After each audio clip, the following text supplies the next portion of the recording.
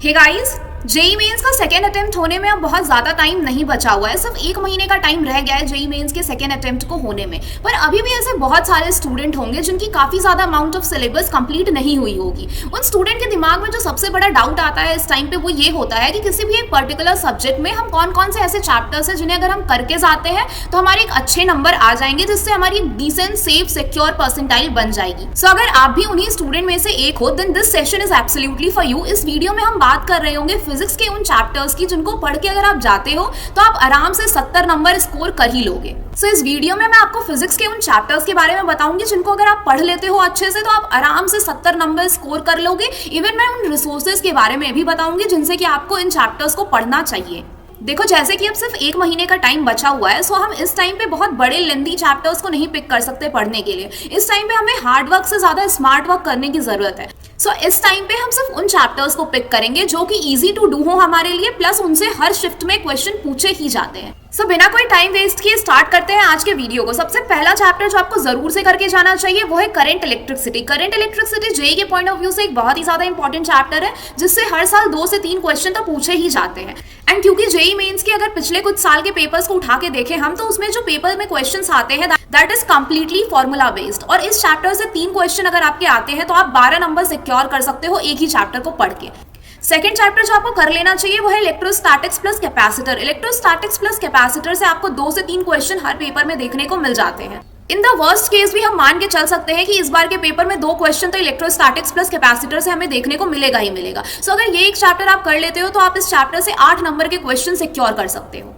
Third chapter जो आपको जरूर कर लेना चाहिए वो है ग्रेविटेशन। ग्रेविटेशन जो है वो बहुत ही इजी टू डू चैप्टर है, प्लस उससे एक क्वेश्चन हर बार जेईई मेंस के हर शिफ्ट के पेपर में देखने को मिलता है।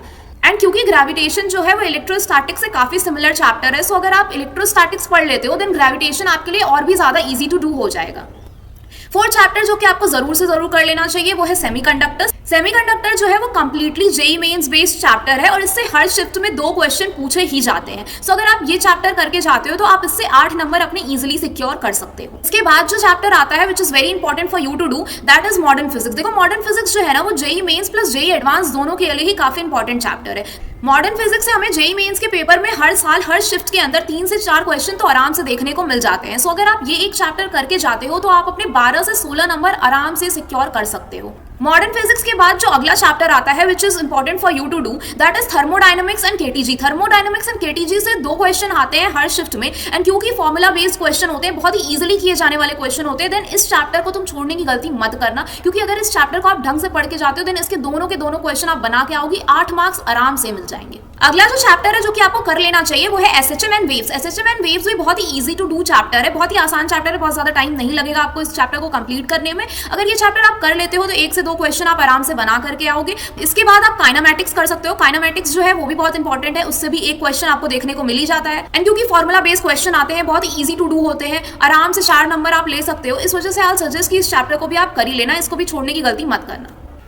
देखो, अगर अब हम कैलकुलेट करें तो अगर वर्स्ट केस में भी करंट इलेक्ट्रिसिटी से 2 क्वेश्चन आता है तो 8 नंबर आपको उस चैप्टर से मिलेंगे, प्लस ग्रेविटेशन से एक क्वेश्चन फिक्स होता ही होता है कि हर शिफ्ट में आपको मिल ही जाएगा। सो 4 नंबर आपको उस चैप्टर से मिल जाएंगे। इलेक्ट्रोस्टैटिक्स प्लस कैपेसिटर से भी अगर वर्स्ट केस में भी 2 क्वेश्चन आता है तो आप 8 नंबर वहां से ले जाओगे। सेमीकंडक्टर से 2 क्वेश्चन आने फिक्स होते ही होते हैं, सो 8 नंबर आपको उस चैप्टर से इजिली मिल जाएगा। इसके बाद मॉडर्न फिजिक्स से अगर वर्स्ट केस में सिर्फ 3 क्वेश्चन ही अगर आप मान के चलो कि आते हैं तो 12 नंबर आप वहां से उठा लोगे। थर्मोडायनेमिक्स एंड केटीजी से दोनों ही पोर्शन से एक क्वेश्चन आपको देखने को मिल ही जाते हैं, यानी कि 2 क्वेश्चन इस पोर्शन से आपको जरूर देखने को मिलेगा, यानी 8 नंबर आप यहां से एक्सपेक्ट कर सकते हो। एसएचएम एंड वेव से आपको एक क्वेश्चन भी अगर देखने को मिलता है तो 4 नंबर आप वहां से पिक कर सकते हो। एंड काइनेमैटिक्स से भी एक क्वेश्चन जरूर होता ही होता है पेपर के अंदर, तो 4 नंबर आप वहां से एक्सपेक्ट कर सकते हो। अब अगर आप इसे कैलकुलेट करो तो आपके 56 नंबर सिर्फ इन कुछ चैप्टर्स को पढ़ करके जेईई मेंस के अंदर वर्स्ट केस में भी आ रहे होंगे। बट अगर आपकी किस्मत थोड़ी अच्छी हुई तो आप 60 to 70 नंबर तो आराम से स्कोर कर लोगे सिर्फ इन कुछ चैप्टर्स को पढ़ करके। अब बात कर लेते हैं उन रिसोर्सेज की जहां से आपको पढ़ना चाहिए।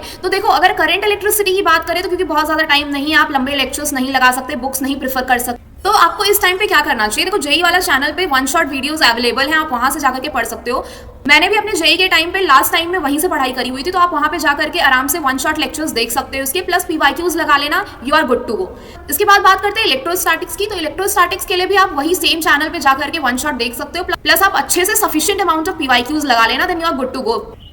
अब बात करते हैं ग्रेविटेशन की। तो देखो ग्रेविटेशन इतना डिफिकल्ट चैप्टर है नहीं, इसको करने के लिए आपको ज्यादा एफर्ट्स डालने की जरूरत नहीं है। ग्रेविटेशन क्योंकि मैंने बोला कि इलेक्ट्रोस्टैटिक्स से काफी सिमिलर है, तो अगर आप इलेक्ट्रोस्टैटिक्स पहले से पढ़े हुए हो तो आपको ज्यादा कुछ करने की जरूरत नहीं है ग्रेविटेशन के लिए। जस्ट आप फॉर्मुला शीट देखना प्लस पीवाईक्यूज ढंग से लगा लेना, then you will be able to do the questions of this chapter very easily. इसके बाद बात करते हैं मॉडर्न फिजिक्स की। तो मॉडर्न फिजिक्स को भी करने के लिए आप वन शॉट को प्रेफर कर सकते हो, एंड सबसे इंपॉर्टेंट जो है वो है पीवाईक्यूज। पीवाईक्यूज लगाना तो बिल्कुल भी मत भूलना। अगर पीवाईक्यूज आप अच्छे से लगा लेते हो देन आपको कोई भी प्रॉब्लम नहीं आएगी इस बार के क्वेश्चंस को सॉल्व करने में। सेमीकंडक्टर की बात करें तो देखो सेमीकंडक्टर के लिए आपको क्या करना है, सेमीकंडक्टर के लिए जस्ट आपको एनसीईआरटी अच्छे से पढ़ने की जरूरत है। एनसीईआरटी में कुछ ट्रुथ टेबल्स दिए हुए हैं, लॉजिक गेट्स दिए हैं, उन्हें जरूर पढ़ लेना एंड इसके पीवाईक्यूज लगा लेना। इससे ज्यादा आपको इस चैप्टर में कुछ भी करने की जरूरत नहीं है, आप आराम से 8 नंबर लेके ही आओगे। एसएचएम के लिए आप एक बार वन शॉट्स देख सकते हो, प्लस पीवाईक्यूज तो जरूर से जरूर लगा लेना, and same for the kinematics also. अगर आप इतना कर लेते हो एक महीने के अंदर देन आपके 60 to 70 मार्क्स कहीं नहीं गए हैं। आप आराम से 60 to 70 मार्क्स फिजिक्स के पेपर के अंदर स्कोर कर ही लोगे, और जिससे कि आपकी एक अच्छी परसेंटाइल बन जाएगी। देखो JEE mains is not like JEE advance. इसमें ये इंपॉर्टेंट नहीं है कि आप सारे सब्जेक्ट्स में नंबर लेके आओ, इसमें ये इंपॉर्टेंट है कि आप जिस भी सब्जेक्ट में नंबर ले आ सकते हो उसमें ज्यादा से ज्यादा नंबर ले आओ।